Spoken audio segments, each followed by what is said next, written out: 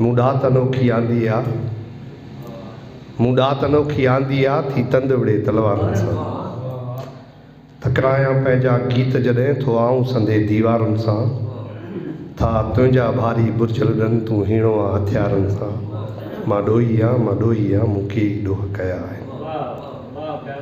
हिन सर जे गदिले सेंवर में हीअ नील कमल बि त ॾोही आहे, ऐं को बि चकोर अंधारे में जे उॾरे थो त दरोही आहे।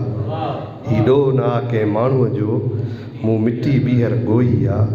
मां ॾोही आहियां मूंखे ई ॾोह कया आहिनि। निहायती क़ाबिल एहतराम अदबी संगत शाख खैरपुर जा अॻवान साथियो, स्टेज ते वेठल समूरा महिमान ऐं मेज़बान बि, ऐं हिन पिंडाल में वेठल समूरा दोस्तो साथियो।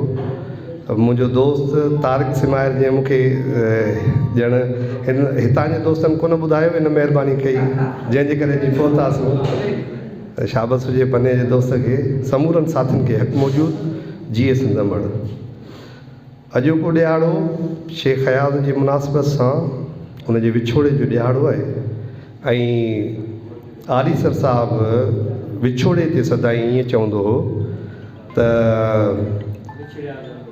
विछड़िया ज़रूरु आहियूं पर विसराया न आहियूं। ऐं विछड़णु फितरत आहे, विछड़णु फितरत आहे ऐं वेसारे छॾणु कमीणो पन।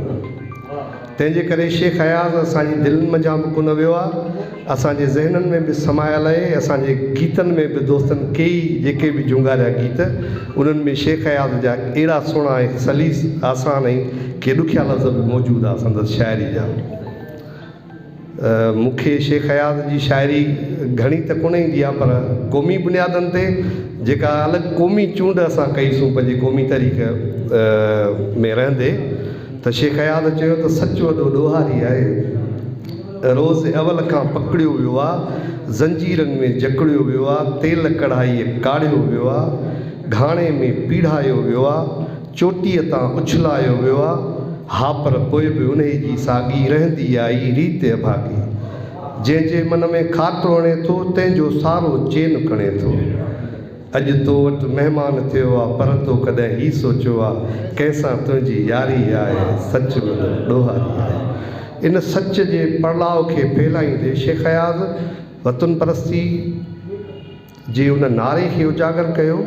उन दौर में जेको रहसनी दौर अयूब जो दौर, जंहिंमें संदसि खे जेल बि भीड़ियो वियो, ऐं इन्हनि साबित क़दम थी ॿुधायो त असीं उहे यगाना वतन परस्त ऐं सिंध परस्त आशिक़ आहियूं जो जेल सख़्तियूं तकलीफ़ूं ऐं वतन जी ख़ुशहाली जे लाइ, वतन जे माण्हुनि जी बहितरी ऐं भलाई जे लाइ हर क़ुर्बानी ॾियण लाइ असां आमादा आहियूं। उन्हनि हालतुनि में ऐं शेख हयात जी बिसिटो ॾाढो अहम आहे त ॾात वॾी शइ आहे। ॾात वॾी शइ न आहे, पर सच वॾी शइ आहे। जो सच मचाए मच सो मच वॾी शइ आहे। जी